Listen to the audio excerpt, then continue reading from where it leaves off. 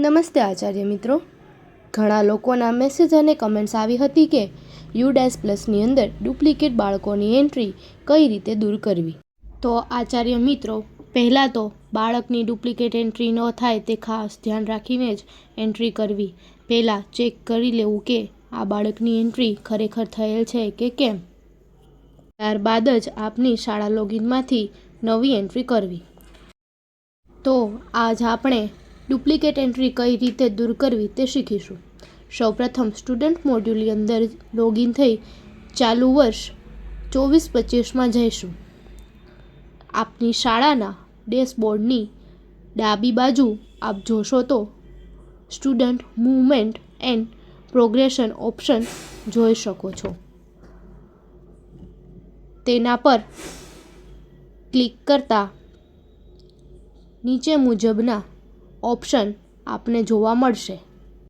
અહીં આપણે ડુપ્લિકેટ બાળક ઇનએક્ટિવ કરવું છે, તેથી ઇનએક્ટિવ સ્ટુડન્ટ મોડ્યુલ પર ક્લિક કરશું. અહીં આપને બે ઓપ્શન જોઈ શકો છો.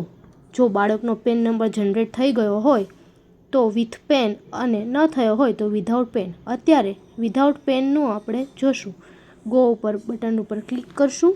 ક્લિક કરતાં આપ જોઈ શકો છો તે મુજબ બાળકને ઇનએક્ટિવ કરવું છે. તે બાળકનો ક્લાસ અને સેક્શન ડ્રોપ બોક્સમાંથી સિલેક્ટ કરી સર્ચ આપવું. સર્ચ આપતા તે બાળક આપ નીચે જોઈ શકો છો. ત્યારબાદ માહિતી ચકાસી ડેશબોર્ડની જમણી બાજુ આપેલ ઇનએક્ટિવ બટન પર ક્લિક કરવું. ત્યારબાદ આ મુજબનું ડેશબોર્ડ આપ જોઈ શકો છો. ત્યારે બાળકને ઇનએક્ટિવ શા માટે કરવું છે તે યોગ્ય કારણ સિલેક્ટ કરી બાજુના બોક્સમાં કેપ્ચા ફિલ કરી રીમાર્કની અંદર આપને યોગ્ય જણાય તે રીમાર્ક લખી ડાબી બાજુ બટન પર ઇનએક્ટિવ પર ક્લિક કરવું. અહીં આપ પોપઅપ પર સૂચના વાંચી શકો છો. આ બાળક હવે ઇમ્પોર્ટ કરી શકાશે નહીં તથા આ બાળક 24 કલાકની અંદર સિસ્ટમમાંથી દૂર થઈ જશે. ત્યારબાદ કન્ફર્મ પર ક્લિક કરવું. કન્ફર્મ આપ્યા બાદ સક્સેસ મેસેજ આપ જોઈ શકો છો. બાળક સક્સેસફુલી દૂર થઈ ગયું છે.